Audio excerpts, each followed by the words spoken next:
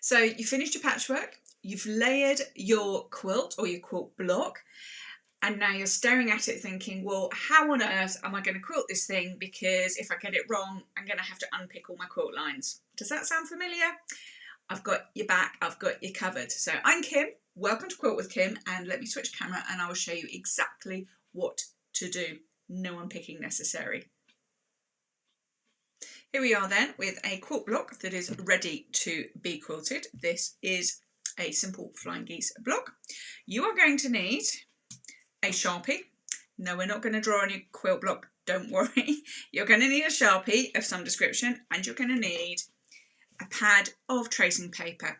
And if you haven't got tracing paper, just the baking parchment that you get for cooking, that'll do as well. So what we're going to do is get a piece of tracing paper and we're going to put it over our design.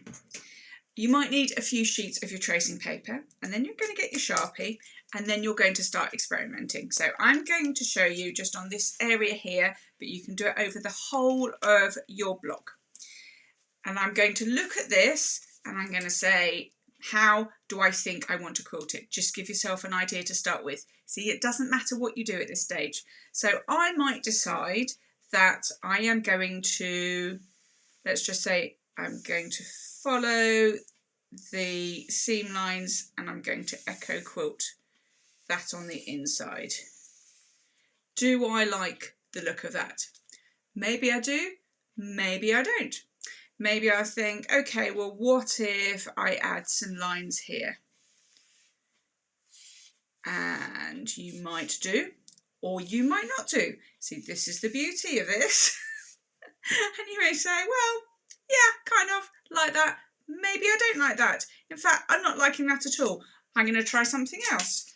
So let's get another bit of tracing paper. I'm going to turn this round just to show you. So let's say I don't want to quilt in the blue sections of my flying geese, and I want to pick out the triangles here. Okay, and let's pick out that triangle there. And you may decide that's perfect, or you may decide that's not perfect. Can you see where this is going? But let's look at this quilt block in its entirety, because we've got all these shapes going on. So look at this centre square here. So let's ignore this for a bit. Let's pretend that we want to pick that square out. Can you see how that changes the look entirely? And maybe this little oblong oblique section here, we could decide that we want to pick that out. Okay, can you see how different that suddenly makes it look from having these triangles filled out?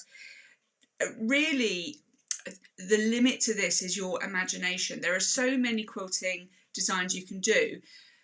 And often when we're quilting, we get stuck because we don't know what to do and we're scared of stitching on our beautiful quilt block because of the potential mistakes, and you don't want to unpick, and I do get that.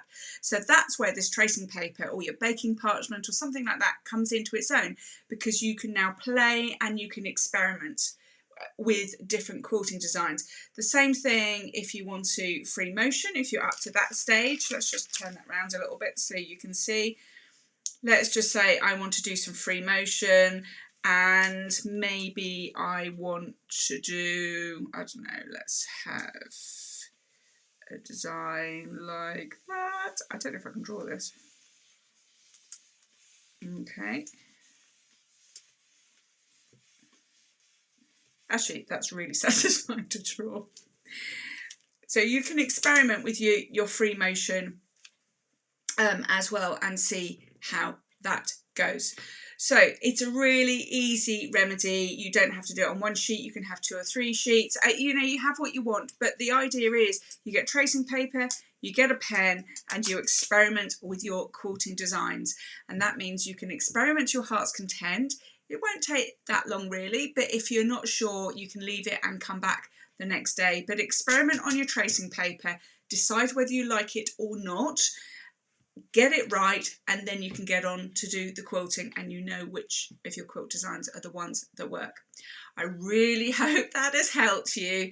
It saved me countless times, so I thought I'd share that tip with you. I know many of my students find it a struggle as well, just to pin down a quilt design that they like. So there you go.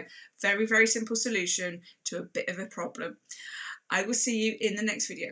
Bye for now.